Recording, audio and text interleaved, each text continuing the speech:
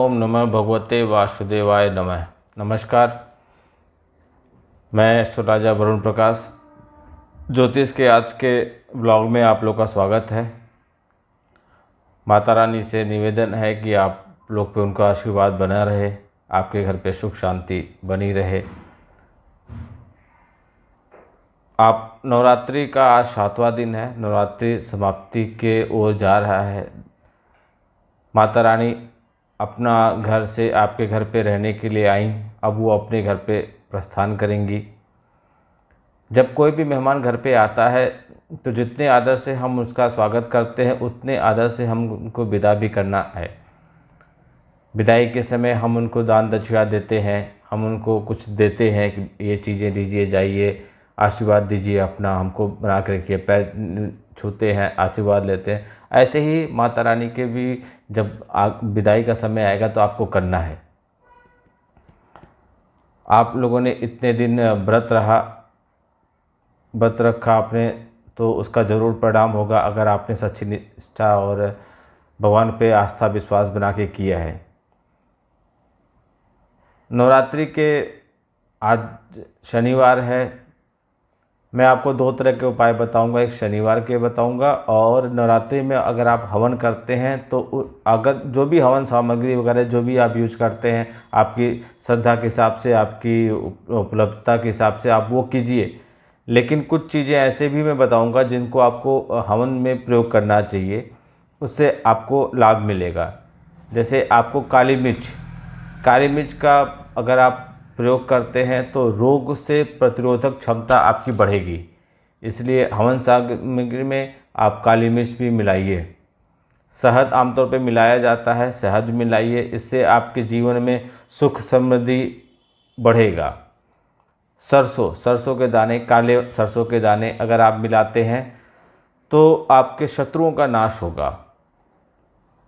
तो मैंने क्या बताया, काली मिर्च, शहद, सरसों, पालक के पत्ते। पालक हरियाली का प्रतीक होता है।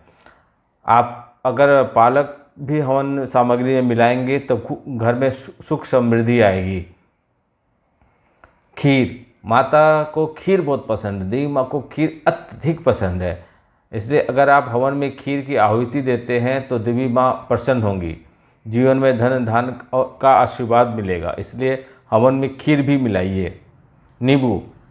नींबू में अगर आप हवन सामग्री में नींबू का प्रयोग करते हैं, खड़े नींबू का, तो इसमें आय के साधन में अगर कोई व्यवधान आ रहा है, कोई टोटका या किसी ने कुछ गलत उपाय करके रखा है तो वो चीज़ें दूर होंगी।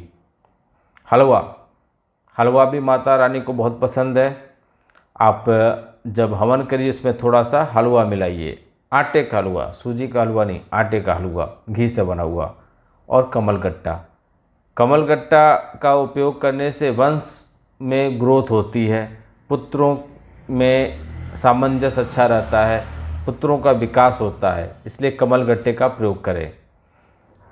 तो अगर आप हवन करते हैं या जहाँ भी कहीं अपने घर में करते हैं या कहीं और हवन करने के लिए आप जाते हैं तो हवन सामग्री और जो सामग्री होता है उन सामग्रियों में ये चीज़ें अगर नहीं है तो इसका भी आप जोड़ लीजिए। काली मिर्च, शहद, सरसों, पालक, खीर, नींबू, हलवा और कमलगट्टा, इन चीज़ों का प्रयोग करेंगे तो आपको और आशीर्वाद मिलेगा। अगर संभव है तो अनार के दाने का भी प्रयोग कीजिए। अनार के दाने का प्रयोग करने से आपने देखा होगा कुछ जगहों पे लोग बलि देते हैं, तो ऐसे में अगर आप अनार के दानों का प्रयोग करेंगे तो उसका भी प्रभाव उतना ही माना जाता है कि आपने माता रानी को आपने ऐसा किया। आज शनिवार है। शनिवार के दिन आपको कुछ उपाय मैं बता रहा हूँ, छोटे उपाय टोटके ये कीजिए। शनिदेव के अगर आपके कुंडली में सही स्थान पे नहीं है, वैसे भी शनिदेव 30 तारीख तक वक्री अवस्था में चल रहे हैं। 30 तारीख के बाद से वो मार्गी अवस्था में हो जाएंगे। शनिदेव न्याय के राजा हैं, वो हमेशा न्याय करते हैं। अगर आप किसी के साथ छल कपट, धोखा, गलत काम नहीं कर रहे हैं तो आपको शनिदेव से डरने की कोई ज़रूरत नहीं है। शनिदेव का आशीर्वाद हमेशा आप पे बना रहेगा। आपको एक कटोरी में आज तिल का तेल लेना है। शाम सूर्यास्त होने के बाद एक कटोरी में तिल का तेल लीजिए, उसमें अपना मुख देखिए और वो कटोरी वहीं पे छोड़ के चले आइए। लोहे की कटोरी हो अति उत्तम, नहीं है तो आपको स्टील का कटोरी ले लीजिए। कांच का मत कीजिएगा, लोहे और स्टील में से किसी का ले लीजिएगा, क्योंकि स्टील भी लोहे का एक रूप ही है। उसमें तिल का तेल लीजिए, उसमें अपना चेहरा देखिए और शनि मंदिर में छोड़ के चले आइए। वापस लौटते वक्त पीछे पलट के मत देखिए। दूसरा आपको उपाय बता रहा हूँ, आपको क्या करना है, 1.25 पाव साबुत उड़द लेना है, काले उड़द। उसको कपड़े में बांध दीजिए, काले कपड़े में बांध के शुक्रवार के रात को अपने पास रख के सो जाइए।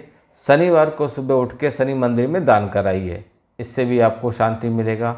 एक तीसरा छोटा उपाय, काला सुरमा, सुरमा आँख में लगाया जाता है। काला सुरमा, सुरमा की शीशी को अपने ऊपर से 9 बार घुमाइए, सर पे 9 बार घुमाइए, फिर किसी के माध्यम से पैर से लेकर सर तक भी 9 बार घुमाइए।